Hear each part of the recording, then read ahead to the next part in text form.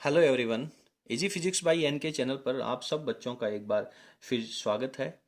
Chapter number 10 का एक बेहद महत्वपूर्ण टॉपिक आज अपन पढ़ने वाले हैं, चोक कुंडली। जहाँ तक मैं समझता हूँ कि आप लोगों ने आज दिन से पहले कभी चोक कुंडली का नाम नहीं सुना होगा। कुंडली आप लोगों ने जरूर पढ़ी होगी, चैप्टर नंबर 7-8 में अपन पढ़ के आ रहे हैं, लेकिन चोक कुंडली का मतलब क्या है? यहाँ पे चोक का संबंध उस चोक से नहीं है जो ब्लैक बोर्ड के ऊपर काम में ली जाती है। इस चौक कुंडली का अगर मैं छोटा सा भी प्रैक्टिकल आप लोगों के सामने रखना चाहूं, तो आप में से कुछ बच्चों के घरों में कुछ 7-8 साल पुराने समय की ट्यूबलाइट लगी होगी, ट्यूबलाइट की फ्रेम लगी होगी। तो वो जो ट्यूबलाइट की फ्रेम होती है उसके ऊपर दो चीजें लगी होती है। एक थोड़ा बड़े आकार का डिब्बा लगा होता है, घनाभ के आकार का डिब्बा लगा होता है, उसे अपन चौक कुंडली कहते हैं। और उसके पास में एक छोटा सा सिलेंडर के आकार का, बेलन के आकार का छोटा सा एक पार्ट लगा होता है, जिसे अपन क्या कहते हैं? स्टार्टर कहते हैं। तो वो जो स्टार्टर है वो अपन चैप्टर नंबर 4 के अंदर संधारित्र में पढ़ के आए हैं। वो 100% आपका प्योर कैपेसिटर ही होता है स्टार्टर। दूसरी बात करते हैं अपन उस चौक कुंडली की। तो वो जो चौक कुंडली है वो क्या कार्य करती है, किस उसके पीछे क्या सिद्धांत लगा होता है, आज अपन इस वीडियो में विस्तार पूर्वक चर्चा करने वाले हैं। तो सबसे पहले अपन पढ़ते हैं कि इस चौक कुंडली का निर्माण किस तरह से किया जाता है। चलिए थोड़ा सा अपन इसके बारे में लिखते हैं, उसके बाद में अध्ययन करेंगे। तो यहां पर अपन ने चौक कुंडली के बारे में एक बेहद छोटा सा पैराग्राफ लिखा है कि चौक कुंडली जो है वो विद्युत परिपथ में ऊष्मा के रूप में होने वाली ऊर्जा हानि, देखिए इसका उपयोग देखिए कितना इंपॉर्टेंट है। ऊष्मा के रूप में होने वाली ऊर्जा हानि उसको कम करके परिपथ में धारा को नियंत्रित करने का कार्य करती है। परिपथ में धारा को नियंत्रित करने वाली एक इंस्ट्रूमेंट है, उपकरण है या युक्ति है अपन कह सकते हैं। इसकी संरचना पढ़ते हैं, किस तरीके से संरचना की जाती है, बनावट की जाती है। परीक्षा में पूछे जाने वाले यदि प्रश्न की चर्चा करें तो इसका जो प्रश्न है वो एक तो उपयोग के द्वारा पूछा जाता है कि इस चौक कुंडली का उपयोग कहाँ किया जाता है। दूसरा इसका जो प्रश्न है कि चौक कुंडली बनाने के लिए किन किन बातों का विशेष ध्यान रखना चाहिए, ये जो प्रश्न है वो बेहद महत्वपूर्ण हो जाता है।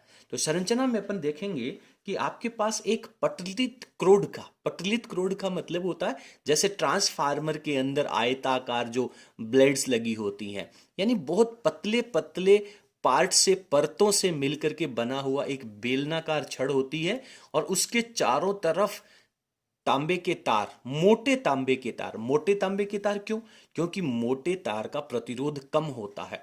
मोटे तांबे के तार लपेट करके कुंडली बनाई जाती है। जस्ट कुंडली की तरह ही इसकी संरचना होती है। चलिए फटाफट इसकी संरचना के बारे में पढ़ते हैं।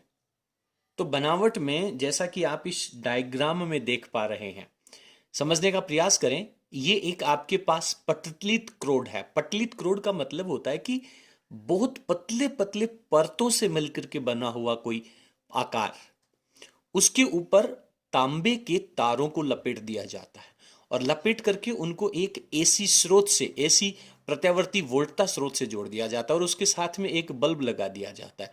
बहुत छोटी सी, बहुत सरल सी बनावट है। यहाँ पे अपन ने लिखा है कि नरम लोहे की पटलित क्रोड पर तांबे के विद्युत रुद्ध, ये जो तांबे के तार हैं इनके चारों तरफ प्लास्टिक का या विद्युत कुचालक पदार्थ का एक आवरण लगा होता है। तांबे के विद्युत रुद्ध तारों को लपेट कर बनाई जाती है। बहुत सिंपल सी इसकी बनावट है, कंप्लीट डेढ़ लाइन में इसकी बनावट है वो कंप्लीट हो जाती है। अब इसमें पटलित क्रोड क्यों काम में लिया जाता है? आप लोगों ने चैप्टर नंबर 8 में जब शिथिल्यहास पढ़ा था तब आप लोगों ने बहुत अच्छे से पढ़ा है कि पटलित क्रोड जो है वो भंवर धाराओं को कम कर ऊष्मा हानि को कम किया जाता है। पटलित क्रोड का उपयोग है, उसकी वजह से भंवर धाराएं कम उत्पन्न होती हैं।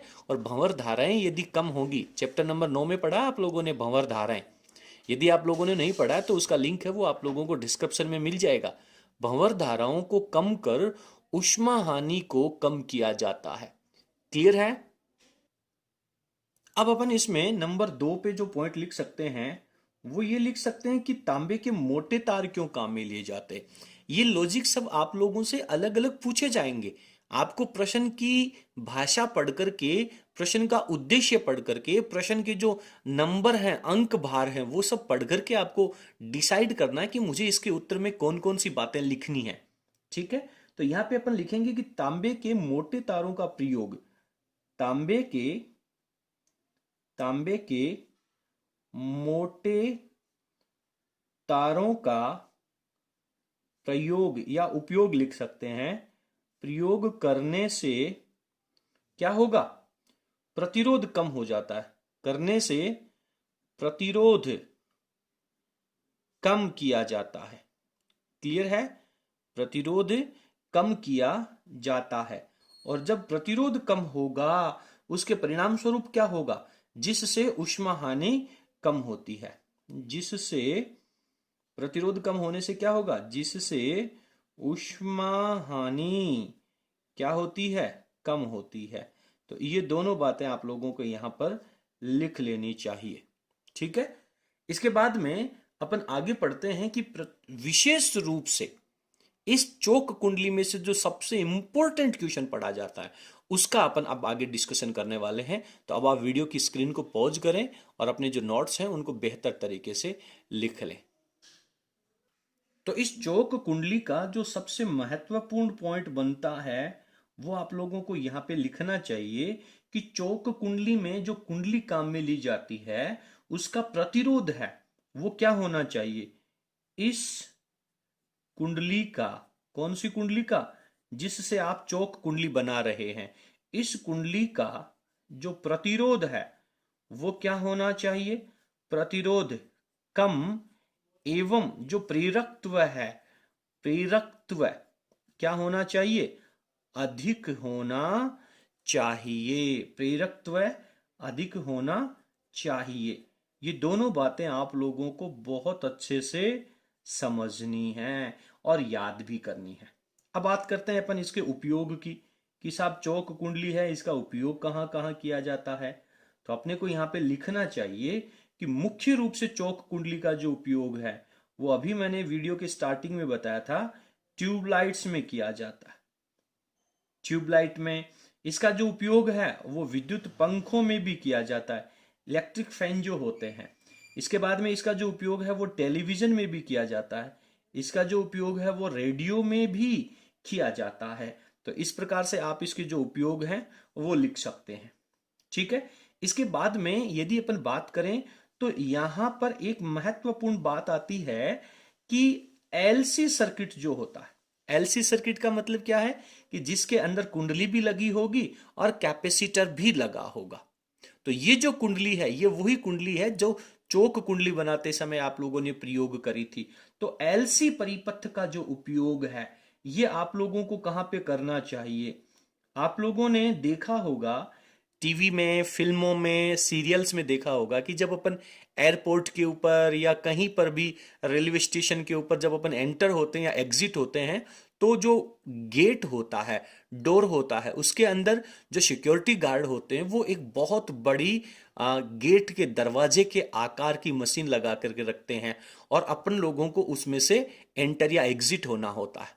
और जैसे ही अपन उसमें से बाहर निकलते हैं उसमें कुछ बीप के जैसी आवाज सुनाई पड़ती है, तो उसे अपन मेटल डिटेक्टर कहते हैं। मेटल डिटेक्टर का मतलब अगर किसी व्यक्ति के शरीर में या उसके पास बहुत ज्यादा मात्रा में मेटल है, कोई धातु है, तो फिर वो जो आप एक्चुअल में किस में से निकल रहे हो, आप एक सिंपल धारा प्रवाहित हो रही कुंडली में से निकल रहे हो।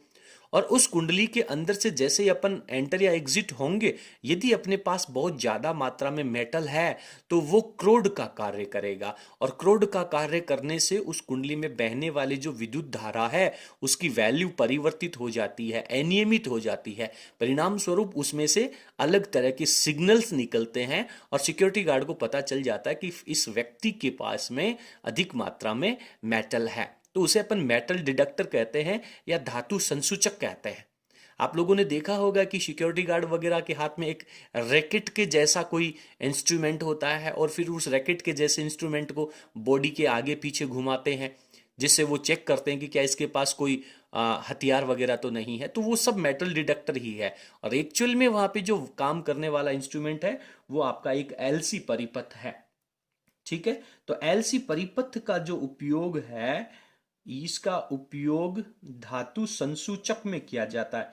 इंग्लिश वर्ड इसका बहुत अच्छा लगता है मेरे को, मेटल डिडक्टर, हिंदी में इसे धातु संसूचक कहते हैं।